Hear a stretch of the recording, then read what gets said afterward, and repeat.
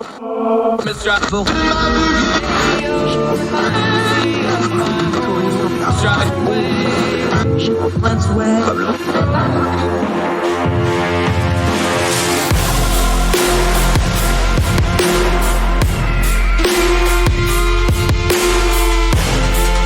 your host, Andrew Donaldson. This is Heard Tell. Welcome back to Heard Tell. So glad you're with us, giving us the most precious thing you have, your time, and we appreciate it as we try to do what we always do on Heard Tell, turn down the noise of the news cycle, get to the information we need, not just to talk about it, not just to add to the caterwauling, but to actually discern the times we live in, try to do a little bit better job of not only communicating, but understanding what's going on in the world. We have another horrible thing to talk about to start with. This Lewiston, Maine, I have determined, and I did what I usually do. I didn't talk about it immediately, didn't do a lot of tweeting about it, wait for the details to come out. As I record this, we've just had the morning news conference with all the officials. I waited to record this for the show until that news conference was done, because that's the official information we get. We have 18 people dead, another dozen or so wounded and in hospitals in various states. We're not going to use the shooter's name. That's the policy we've had in my writing and on this program for a long term. We don't know the full motives yet, but we don't use the names of these people. It's out there if you want to find it. We do have some information on the suspect. They're calling him a person of interest. We have him on video doing this, so they know who did it legally. Of course, you have to do legalese to talk around it. Went into a fun center, kind of a bowling alley type thing. Had a weapon. Looks like an AR type weapon. We're not exactly sure yet, but that's the type of weapon he was using from the photos that we've seen.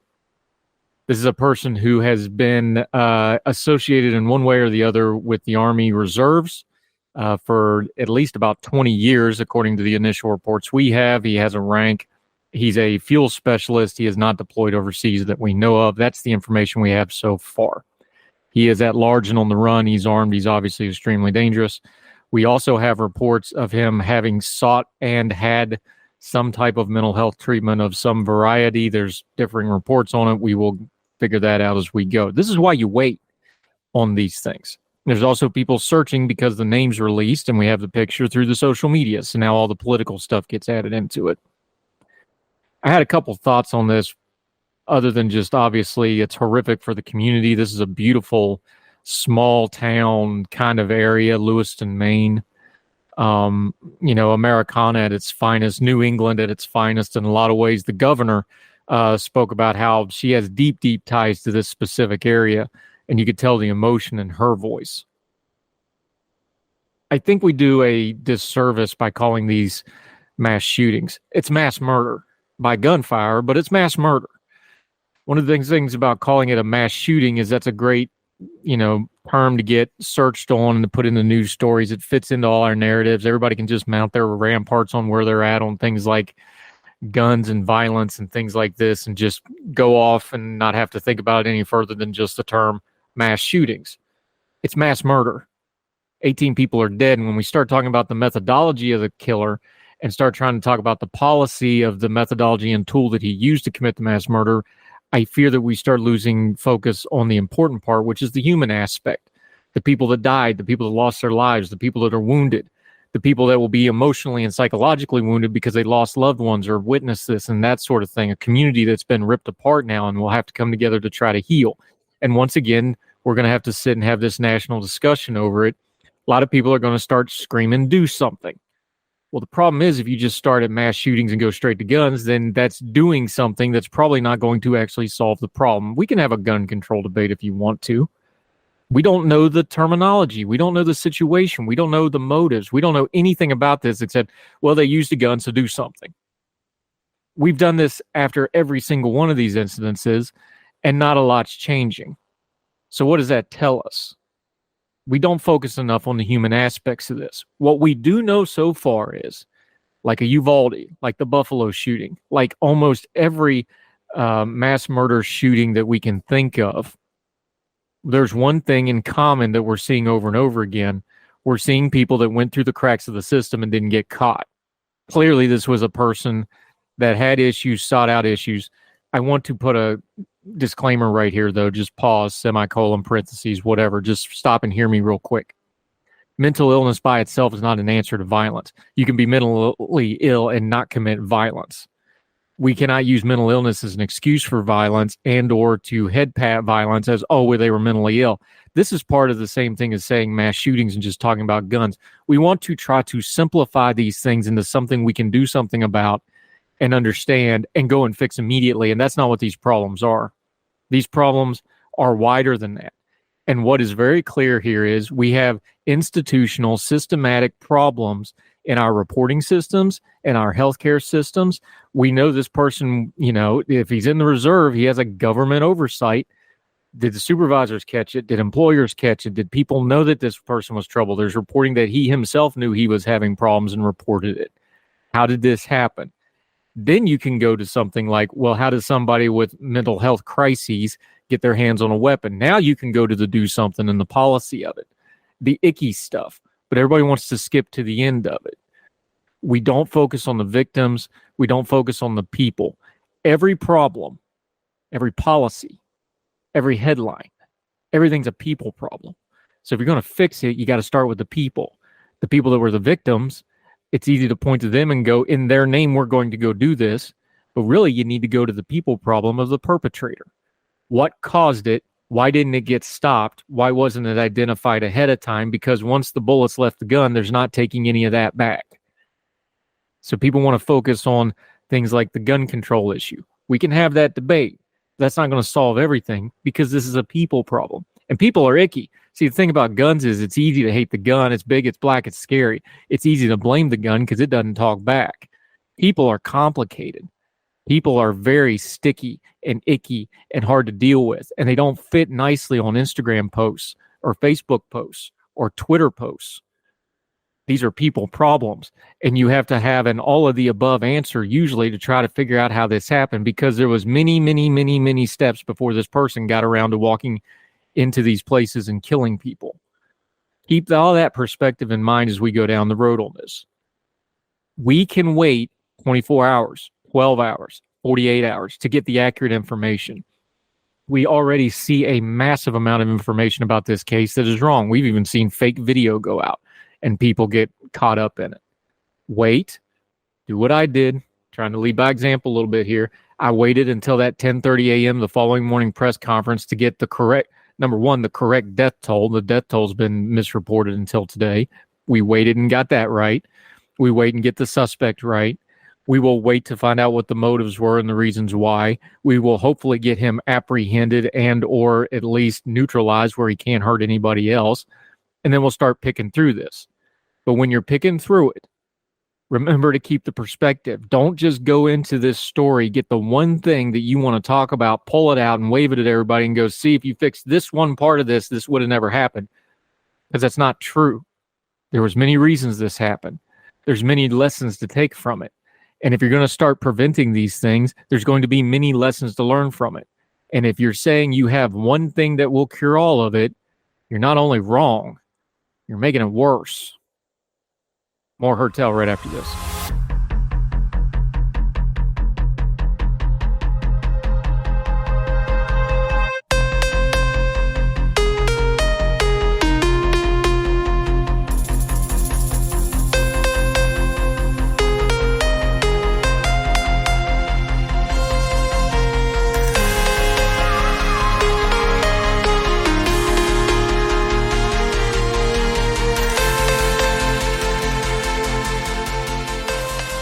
Welcome back to Hertel. Good news, folks. We have a Speaker of the House. That only took a couple weeks and multiple rounds of insanity and all sorts of nutty stuff. Mike Johnson, representative from the great state of Louisiana, is now the Speaker of the House. There's a lot we could get into this. We'll cover it. I wrote a piece at Ordinary-Times. You can link to it where I talk about, a little bit about Mike Johnson's background and how he got to this spot. The one thing, most people don't know anything about him until this happened. I would argue this. He obviously can operate a little bit quietly. I know Jack Tapper on CNN recounted a story from years ago when he first met him, when the guy wasn't even in Congress yet, and he struck him as a particularly smooth operator. The big takeaway with him is he's a lot more soft-spoken than a Jim Jordan or some of the other bombastic figures, but he is a Trumpian person through and through. He's not faking culture warring for the cameras and for the fundraising. He really believes that he comes from a background. Some of the religious freedom advocacy stuff he did beforehand, he's very much, he comes to it honestly. That's what he believes. He's a true believer on this stuff. But he's not the Jim Jordan bombast, yell, scream. He's soft-spoken and extremely smart. I think you believe what people tell you through their actions. He got the job. So one thing you shouldn't do is just underestimate him just because of the messiness of the process. However, he has a tell here of how successful he's going to be as a speaker. He has a thin majority. He has all the same problems Kevin McCarthy had. None of that's changed. Math hadn't changed. Senate's still run by the Democrats. Joe Biden's still in the White House. Still has the raucous caucus with some really wackadoo members he's going to have to deal with. But Jake Sherman and Punchbowl News and some others, Olivia Beavers has been really good on this stuff. Eric Garcia, our friend that's on this program, has been good on this stuff. Pablo's been good on this stuff. But they've been reporting on this. There's something you really want to pay attention to as an early tell. Mike Johnson does not have a big staff. He has a very small staff, even by congressional standards. He's moving from a basement office to the most, one of the most luxurious offices in all of the federal government, because now he gets the speaker's balcony overlooking the mall and all that good stuff in the speaker's lobby. Can he staff up? He doesn't have the staff to be the Speaker of the House. He doesn't have the fundraising mechanism. The reason Kevin McCarthy got to be Speaker was not because of his political acumen. He was an absolute walking ATM in fundraising. He set records almost every quarter. Kevin McCarthy and Steve Scalise, the majority leader, have massive whip operations to get the members in line, communication, the stuff that actually makes politics work, not just doing the talking heading stuff. So I suspect what they're going to do, because they don't really have any choice, and with the speed they're going to, is most of Steve Scalise, who, by the way, is another Louisiana Republican, they're close friends. The Steve Scalise operation is the majority leader, the whip stuff, and Kevin McCarthy's organization. They're just going to move the same people to do the same things they've already been doing. It's just going to be Mike Johnson at the top of the station area and in charge of it. But here's what to watch for. That's going to create a power struggle somewhat. If Mike Johnson really wants to be the Speaker of the House, he's going to want to take control of those operations and be the guy in charge. And we already know Steve Scalise kind of bucks a little bit. That's why he got torpedoed in his own run for the speakership. Him and the McCarthy people don't necessarily get along real great sometimes. They'll get along for the cause, but Steve Scalise thought he was going to be the top guy. Now he's back to being the number 2 guy. We'll see how that works. Will the McCarthy people fall in line under Mike Johnson? Will he be able to take over and actually weld the power without having to go through McCarthy and Scalise and the whip and other people that weld power in the House? That's the tell in the next few days as they start trying to do some legislative things as to whether he's just going to be a figurehead for the already existing power structure in the House, or if he's going to take control, take power, and actually run it as an effective speaker. That's what to watch for. Is he going to be able to actually get control of this caucus? Again, all the power problems that McCarthy had, those are all still there. We'll see what he does. We're going to judge off actions, not words. We know what kind of person he's going to be because we have quite a bit of book on it, just because we had to Google it because a lot of us weren't paying attention to him before he popped up. That's the thing. That was the piece I wrote in ordinary-times.com. I'll link to it and you read the whole thing. Got to watch out for those quiet ones. All of a sudden, by the time you hear about them and Google who they are, turn around, they're in charge. And now Mike Johnson is one of the most powerful, at least on paper, people in all the federal government. Let's see what he does with it. More Heard Tell right after this.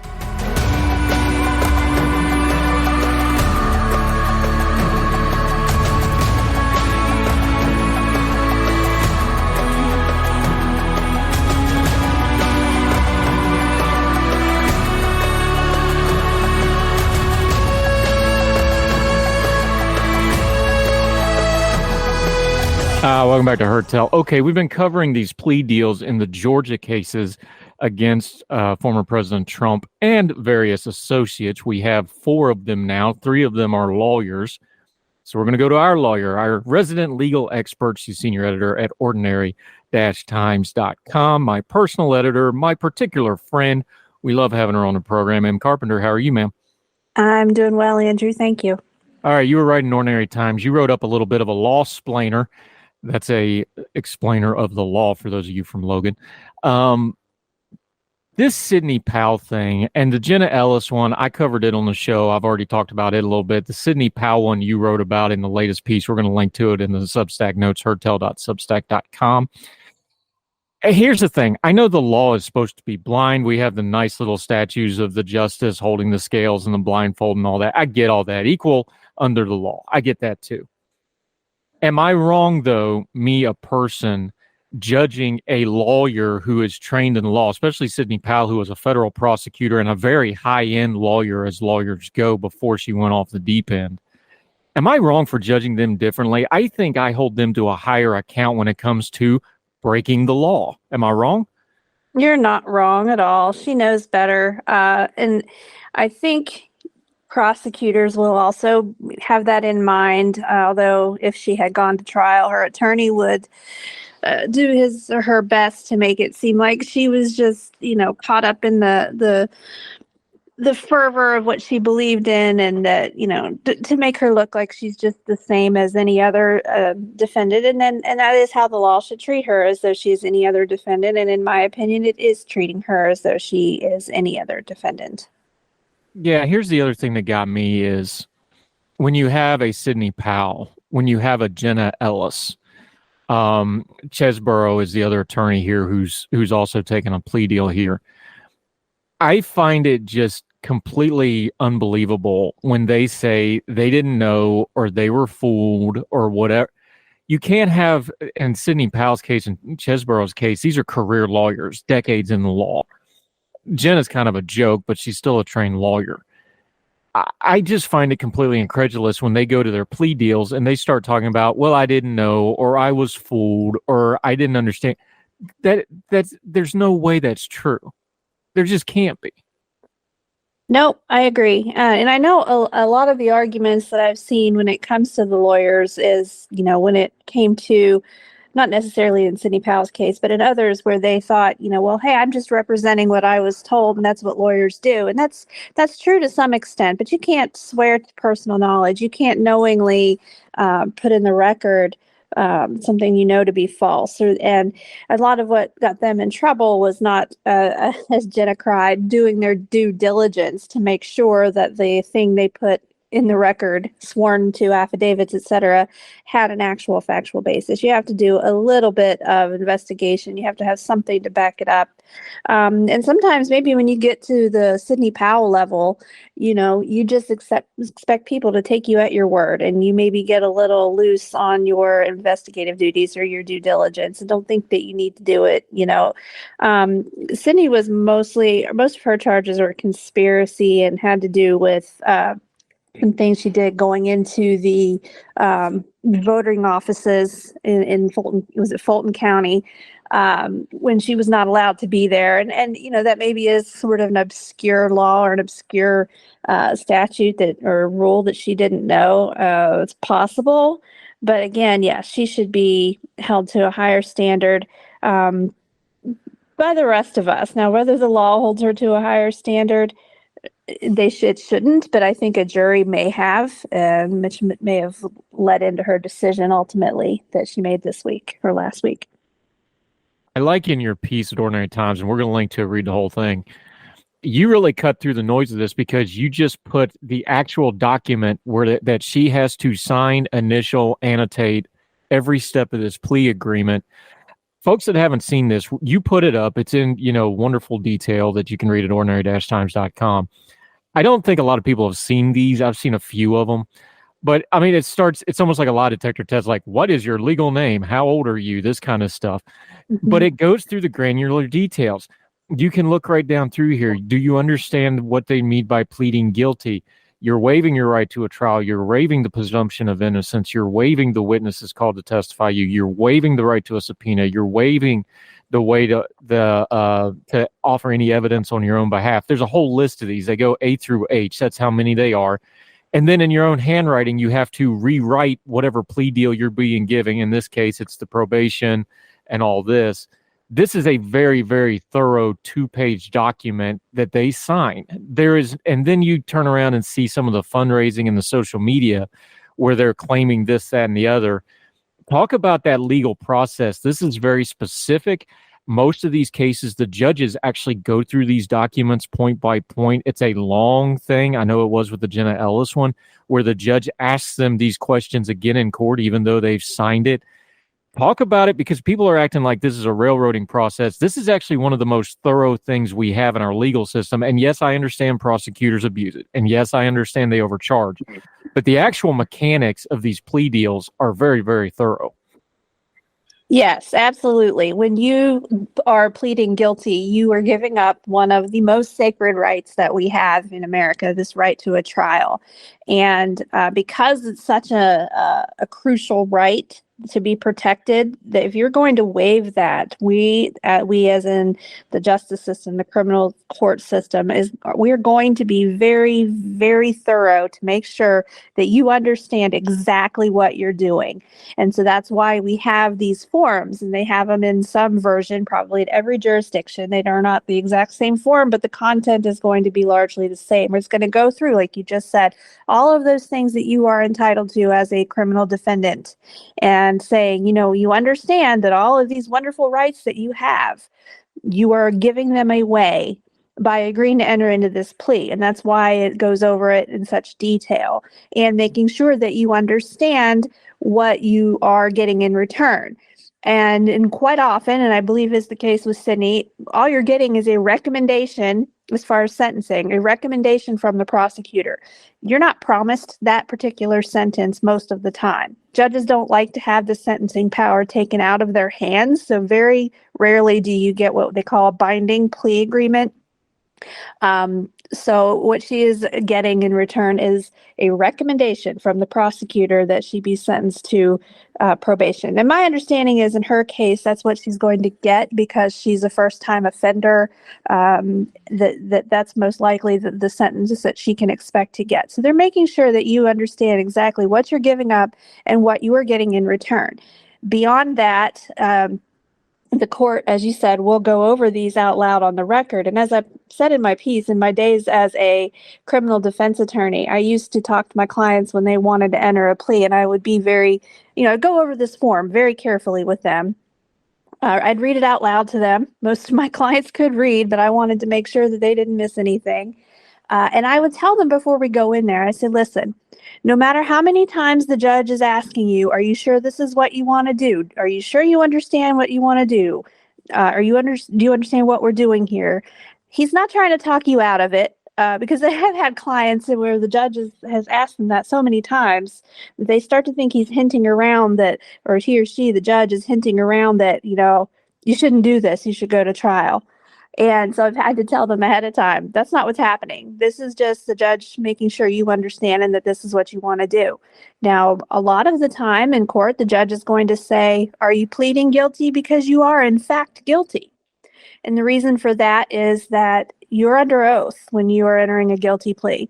And if you are not guilty and you plead guilty and you stand there and say, I'll plead guilty, but I'm not guilty, the judge can't accept it. The judge isn't going to accept your plea at that point. I wasn't privy to the actual proceeding with Sidney Powell, so I don't know if that exchange took place, and that form doesn't have that specific language. And my understanding is that the agreement was that she was conceding that there was a sufficient factual basis for her to be guilty of the charges that she is pleading to.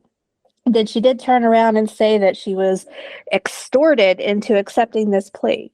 Well, yeah, in the way that all criminal defendants who take pleas are extorted, in that they are agreeing to do something because the consequences of not doing so may be much, much worse. It's not extortion as an illegal type of extortion, but you do often have a defendant between a rock and a hard place. Do I roll the dice with a jury on 7 or more felony charges, or do I take this bird in the hand? And that's a difficult decision, especially for those of us who may be actually innocent of the charges against us. And yes, innocent people do plead guilty because it's often preferable to the potential for a jury conviction and a loss of liberty. So, but yeah, she knows this. She's done this. she's been a federal prosecutor. She understands exactly the situation she's in because she has most likely put many people in that situation herself. And I admit, as a former defense attorney, I feel a bit of schadenfreude to see a former prosecutor reap what she has sown, because quite often these plea deals are just not fair, but it's the best you can do.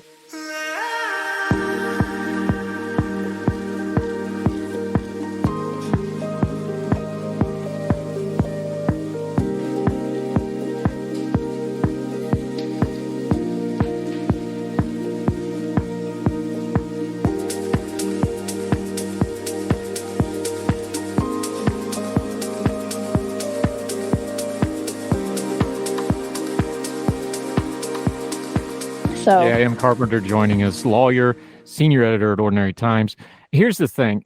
We've covered on this program, I've covered it with you. We've talked about it before. The justice system, especially on the bottom end, lower end offenders, prosecutors abuse plea deals a lot. But we're not talking about some guy that got caught with a little bit of pot and got it pushed up to a felony and they tried to make him into a trafficker. That's not what we're dealing with here. This is somebody who's been a federal prosecutor. This is an attorney. She decided at multiple points to do this. So did the others, but we're picking on Sidney Powell here. This is not prosecutorial overreach. You linked to this ridiculous piece from the Federalist that Sidney Powell put out in her newsletter about this extortion stuff. I find it incredulous, number one. But number two, here's what this really does. And I talked about this with the Jen Ellis thing where she did her tearful, I didn't do my due diligence nonsense. We have these people's social media.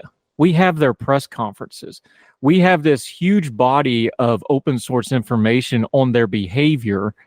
And then I like to juxtapose it with what they say in court, because court's the truth, because you're under oath, because your life, liberty, and your bodily harm is on the line, right? Because you don't want to go to prison. They're getting out of prison. She got, and you lay it out, so lay it out in detail for us. As deals go, for an extorted plea deal, by her words, this was a real sweetheart of a deal, because it turns out, under the first offender law, she's probably going to get this all expunged. Yeah, exactly. So the charges, there's 6 misdemeanors that she's pleading to. And the recommendation is that she will get a year of probation for each of those to be served consecutively. So 6 years of probation. And at the end of that 6 years, she can petition the court to have it removed from her record because they are misdemeanors and because she has never been in trouble with the law before. So yes, when the other option is to go to trial and risk conviction on felonies and potential prison time and lengthy appeals process, and this wraps it up. It's some certainty. As I said, I'm not 100% sure on the law, but I believe that probation is the sentence that under law she's going to be entitled to for these charges. It sounded like, unless she would break the law and get in trouble again, she's not going to go to jail. So yeah, it would be hard for anyone in her situation to turn that down. I don't believe she was required to lay out a factual basis or allocute or stand there and say, here are the laws that I broke that make me guilty of these misdemeanor conspiracy charges. And that's kind of a good thing in her favor that you don't always get. Most of the time you have to stand there and say, yes, I broke into that house and I stole these items and I took them to the pawn shop. And, you have to actually admit on the record what you did. There are exceptions, such as, the Alford plea that everyone is familiar with, where you're basically saying, yes, I believe if I went to trial, there is enough evidence that a jury could potentially find me guilty. And so I would rather just take this plea agreement. That is not always favored by courts and judges because they don't like to have a defendant who doesn't take responsibility for their actions. But in this case, my understanding is, as I said, it was just yes, I think there's a sufficient factual basis, but she still pled guilty. This was not an Alford plea. So, I don't think she's made to lay it all out. So that kind of gives her the wiggle room to keep telling her fandom and her social media followers and her newsletter subscribers that she's being treated unfairly by the court system. 6 misdemeanors for probation and expungement is not a harsh deal for her.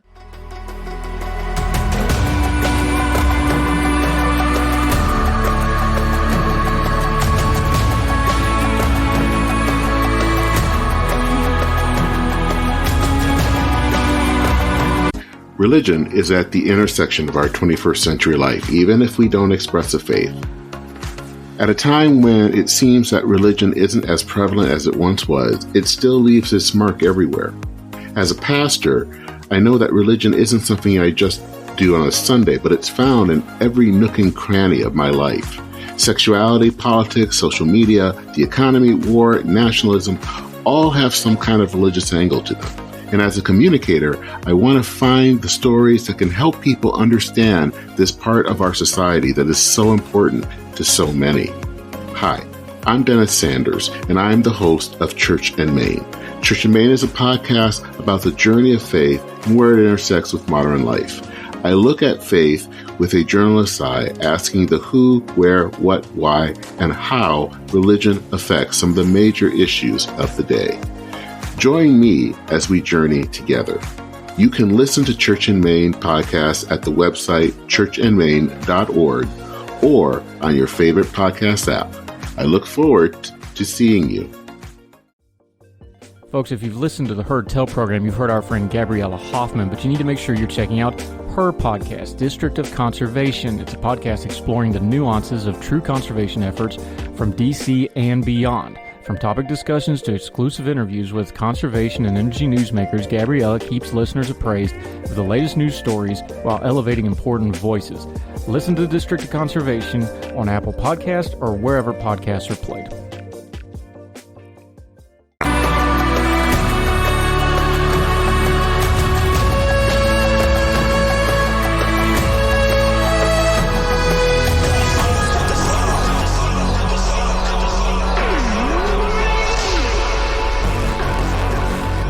M. Carpenter joining us. It's not only not a harsh deal, it's a sweetheart deal.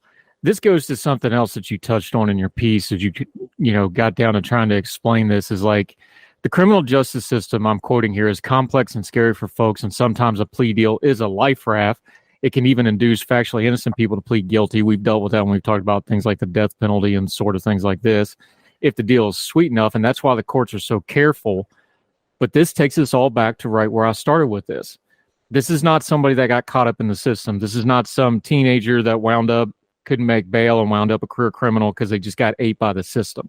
This is a 68-year-old woman who has had over 30 years in the legal profession at very, very high levels. By the way, Sidney Powell before this Trump thing was very well respected by just about everybody. People knew who she was in legal circles, right? This is not just like some person off the street corner. She decided to do this. I cannot weigh this and think about this and discern what's going on with these plea deals. And I know people put the politics like, oh, they're out to get Trump. Well, yeah, they're out to get Trump because he did something here. I just can't outweigh the fact that if there was ever an attorney who should have known better, it's the Sidney Powells of the world. Yeah, and I think, like I said, she just probably felt kind of untouchable at this point in her life and her career, that she could hide behind this veneer of her reputation and her respectability as an attorney. And now, what does Donald Trump say? Sidney Powell was never my attorney. So she finds herself, under the wheels of that bus that Trump likes to send out. But here's the thing: he's probably technically right, because what we've been seeing in the Rudy Giuliani thing, he never actually paid Giuliani anything. So right. This is more, and this goes to the other question I wanted to ask about you, because here's one thing I do think is unfair in this coverage is I think the media is doing the news media, let me specify. I think especially the broadcast news media, every time there's one of these plea deals, they immediately go to, oh, this person has flipped. No, that's not good legal analysis. It doesn't mean they're flipped. They're saving their own skins. And yes, that means they have to usually truthfully tell whatever they know. But we have a lot of book on Donald Trump. Michael Cohen just, is probably the most famous flipper of the flippies, if that's the right nomenclature here. He just testified this week, and it meant absolutely nothing, and he didn't get anybody. Trump has this thing, you joke about the New York mob boss kind of thing. People do stuff for him without him officially telling them to do it, at least legally speaking. We're laughing about it, but if you took it to court, that would probably hold up that she wasn't his attorney, even though she said he was. They were on TV. Did he pay her a retainer? Did he actually pay her to do any of this? Did he order to do any of this? That's actually probably a defense, isn't it? Yeah, that's true. My understanding is he did not retain her. She was, working to overturn the results of the election, which was his cause, I guess is a better way of saying it. So he's probably correct. He never retained her to represent him, but in the work she was doing was kind of her own volition. But it's just very Trump-like to disavow the people who are going down around him, even when they were on his side. And yes, she is going to be required to provide testimony for co-defendants I would say on behalf of the prosecution, but I mean that the prosecution would be the one calling her to the stand. I will say that she has already offered, or what we call, made a proffer to the prosecutor of what her truthful testimony would be. And we don't know what that is. And normally what happens when you have that situation is the prosecutor will say, okay, we have this potential plea agreement. I want her to testify, but I'm not going to give her anything until I know what her testimony will be. So they will do kind of an off the record or informal proffer. And if the plea agreement falls apart, the understanding is that the prosecutor can't use that against this defendant. If the defendant gives this information, this is what I'll testify to, and the prosecutor decides it's not helpful, never mind, I'm not giving you this plea agreement, they can't turn around and use that in court against that person. So something that she has told the prosecutor's office in this case, they feel is helpful to them, or I don't think we would have this plea agreement, or at least not in its current form. So she is going to have to testify. Donald Trump feels pretty confident that it's not going to hurt his case, according to his most recent attorney's statement. So, we'll have to see. But she did agree to testify, and despite her social media postings, something that she has agreed to testify to is going to, at least in the prosecutor's view, be helpful to their case. Yeah, M. Carpenter join us. Okay, looking ahead a little bit. Of course, we've got the New York civil case. That's the Michael Cohen stuff I was just referring to. That's a civil case. There's not going to be any jail time in that unless Trump keeps violating the gag orders that he's been doing. But we'll talk about that some other time. We have the Jack Smith case in D.C. We have the other cases. The Georgia case specifically, which is what this is. This is the Fannie Willis, Fulton County DA office case. This is a racketeering and conspiracy case. One of the criticisms of it was with 19 defendants all charged at once, unlike what Jack Smith did, where he just charged Trump and then he's kind of picking everybody else off as he goes. People complained and said, well, that's too broad. It'll take too long. Talk about it from a legal perspective, though, because a lot of the lawyers I talked to said, yes, it's probably too broad, but probably planning on almost all of these defendants taking plea deals or pleading out and pleading it down and things like that. Now we're starting to see that happen. We've got 5 of the 19 at least. There's probably more coming from what we understand from some of the court paperwork. Just walk folks through that as they watch. It's like these are complicated cases. They have multiple layers, especially when you have a overarching defendant like Donald Trump that's got 4 different cases going at once right now. Walk folks through it, though, is like, yes, but this is how the system works. You have a big conspiracy racketeering case. You have to work through all this stuff. That's different than a single defendant case like what Jack Smith's doing, which is different than a single case like the civil case up in New York. You really have to parse all these out to understand what's going on in them, don't you? Yeah, and when you have so many co-defendants, or even when you only have 2 or even 2 or 3 co-defendants, that doesn't necessarily mean they have to be tried together. They can all be contained within the same indictment, but the trials are often separated or severed from one another. I believe Sidney was going to go to trial with Mr. Cheeseborough, the one other defendant. So, and there was even a motion pending to sever those trials. So they can break it up into smaller chunks. Usually people who their conduct was done in concert, directly in concert with one another as part of an overall scheme that involved many people. So, on the one hand, you could think, all of these defendants and their attorneys should get together and agree that no one's going to plead and make the prosecutor go through all of the time and effort to get through all of these cases and, demand to be tried together, try to make it as difficult as possible. But in reality, a lawyer has the duty to their specific client to do the best they can for their client. And so that's what we're seeing with these plea deals, which are good deals for the defendants involved. So it was an ambitious undertaking to put all of those folks in one indictment, but there are ways to break it off into smaller chunks.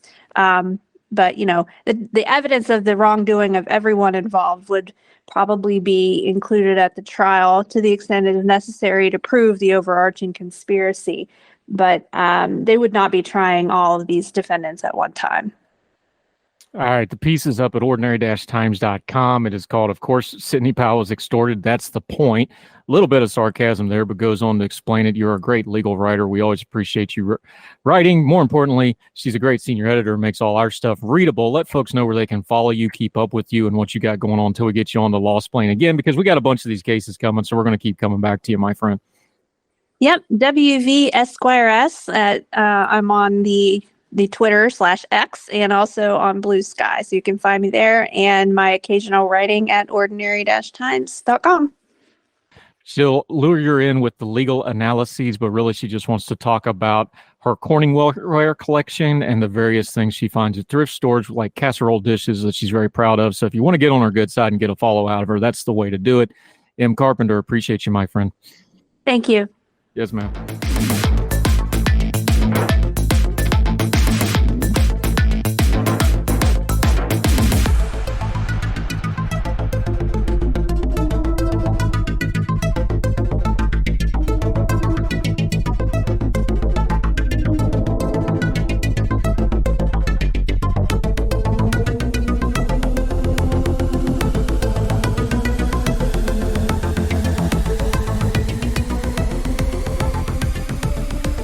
Welcome back to Heard Tell. I want to bring attention to how social media is dealing with the Israel, Palestine, Hamas terrorist attacks, the debates, especially on Twitter, because I'm on Twitter a lot, but Facebook and Instagram and all other social medias have the same problem. There is so much disinformation going on. There's so much bad information.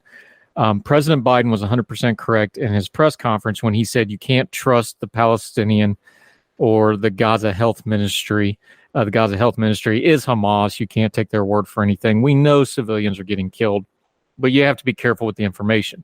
Social media, you got to be even more careful because there's all this viral video going on. Our friend Karrem Rifai, who has been on this program before, I've reached out. I'm going to try to get him back on again. He is doing amazing work.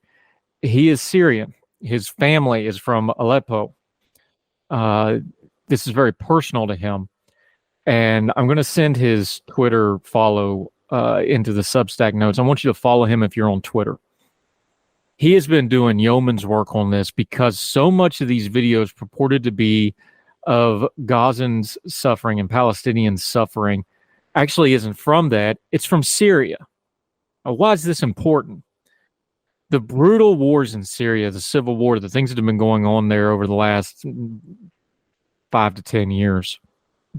Bashar al-Assad, the brutal dictator of Syria, with help from Russia, Vladimir Putin, especially the Wagner mercenary outfit, perpetrated great human rights violations and war crimes, and frankly, just some of the most awful stuff we've seen in human history on people in Syria, including Palestinians. He killed thousands of them. Bashar al-Assad and his Russian enablers, they leveled entire cities. Tens of thousands, if not more, people died because of this madman butcher. And he didn't really care if they were Muslims or Christians or whoever else. If they were rebelling, he killed them. Brutally so. And a lot of civilians that had nothing to do with the civil war and uprising against Assad also were killed. And a lot of Palestinians were killed. Funny enough, when Bashar al-Assad kills Palestinians, there don't seem to be a whole lot of protests worldwide to stop it. There were some. We covered it on our program.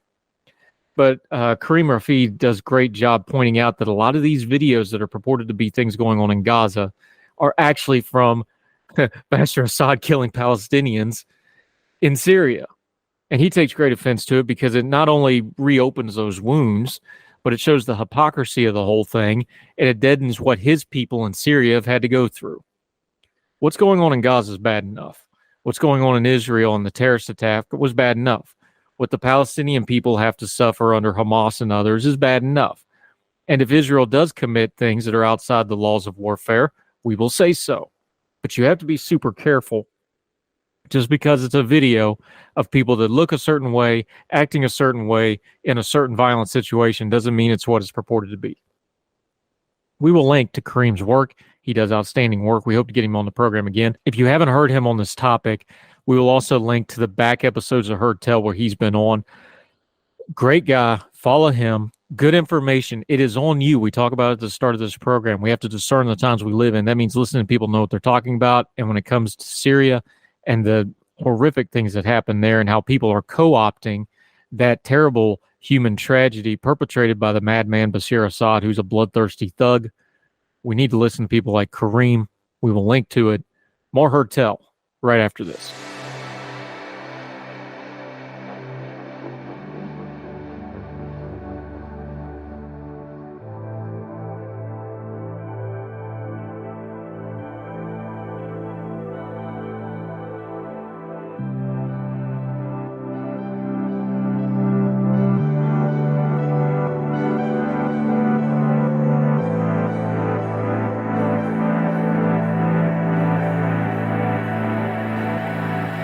Welcome back to Heard Tell. Let's end on a good note. There's been a lot of heavy stuff we've been covering this week, important stuff. Let's end on a good note. I love this story so much because it's one of those little things people don't think of, but when people are in crisis, addiction crisis, mental health crisis, they tend to latch on to things, sometimes good things, that prevent them from getting treatment. And one of them can be their pets, believe it or not. And some folks might kind of laugh at that, but if you're in the throes of addiction, and you usually have some other mental health issues that feed that addiction or cause that addiction or are supporting that addiction, people latching on to, well, I can't go get help because somebody has to take care of my dog or my cat or whatever. That's a really real thing to a lot of people, especially lonely people, because let's be honest, people that have really healthy relationships usually don't have as much problems with mental health and addiction, things like that. So they use their pets, and their pets can be really good for their therapies. There's a reason there are therapy dogs. There's a reason they take dogs to hospitals to deal with kids. There's reasons we have service animals. Animals can really help things. So I love this story from the Salt Lake Tribune. I got this from our buddy Keith Conrad. Make sure you subscribe to his news side quest. We'll link to that. Love Keith. Appreciate his work. Utah pets now have a safe place to stay if their owners enter drug and alcohol misuse treatment. This is from the Salt Lake Tribune. Jordan Miller is the reporter. I'm going to read from it. Bella was dubious as she poked her head around the carrier. The small black and white cat eyed her surroundings while a volunteer stroked her fur, easing her anxiety from the shrill bark of dogs in the back of the boarding facility. Bella isn't the feline's real name. The pseudonym is intended to protect her owner, who is going through a difficult home situation. She's being housed by a foster with Rough Haven Crisis Shelter, that's Rough, R-U-F-F, of course, which offers free short-term housing for pets while their owners are experiencing homelessness, escaping a domestic violence situation, or other emergencies like having to go to rehab. The nonprofit recently partnered with Odyssey House, Utah's largest comprehensive addictive program, to provide 3 months of free prep boarding while their owners seek treatment. This is fantastic. This is really person-based and person-led, said Beth Henry, Rough Haven's foster coordinator. Once pet owners have completed treatment and reach a place of safety and stability, the animal goes back with them.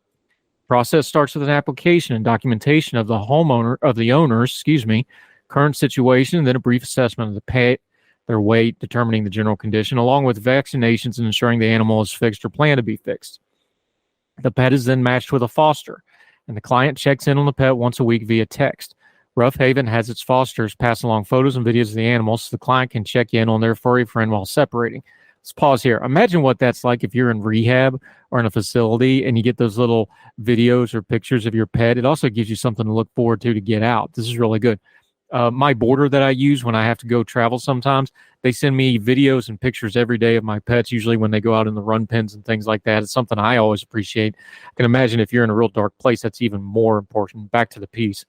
Some clients also have visitation where their foster drops them off at the dog's all-day facility and their owners can come see them.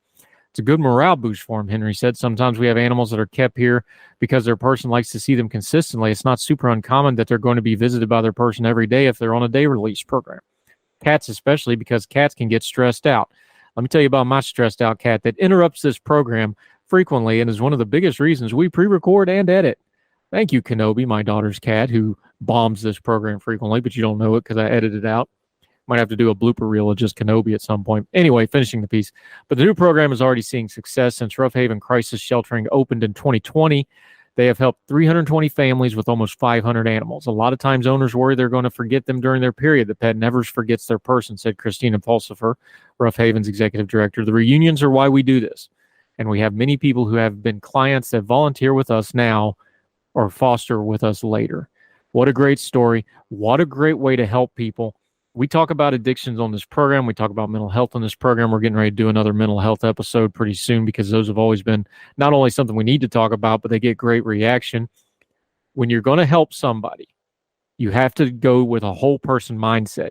You can't just cure their drug addiction. You can't just cure their alcoholism. You can't just fix their mental health. You have to work on their housing, their relationship, their job situation, and yes, even their pets. That pet relationship can help them hold on to reality from whatever they suffer on internally. And it's important. So anything you can do, like work with a pet to work with a human to make their life better and the better the lives of their family and friends in their community, it's worth your time and effort. Great piece from Salt Lake Tribune. Good on those folks out there. See if there's something like this in your area. And if you're a pet owner or pet lover and you can foster something temporarily for somebody, might look into doing that. I'm full up. Got 4 dogs and a cat, plus teenagers and supernumeraries of various people that come and go. I'm good, but perhaps you can help them out. And that'll do it for Heard Tell.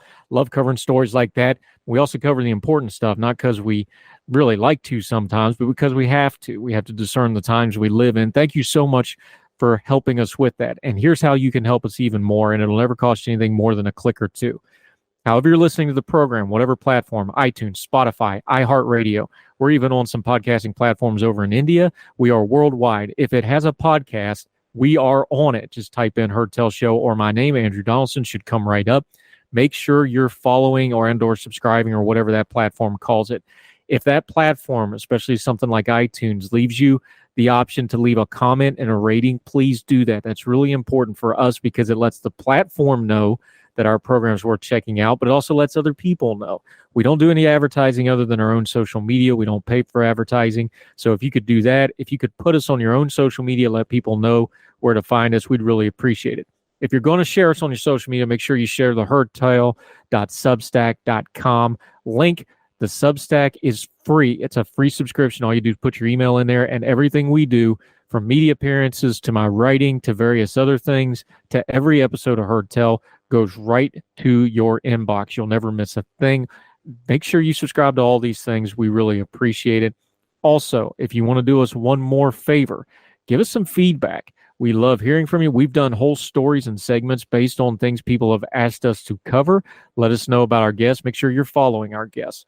This is a team effort thing. If you ain't listening, we ain't got nobody to talk to, and we don't have a program. So we appreciate you greatly. So wherever you and yours are, across the street or around the world, we hope you are well. We hope you are well fed. We'll talk to you again real soon to do some more Heard Tell.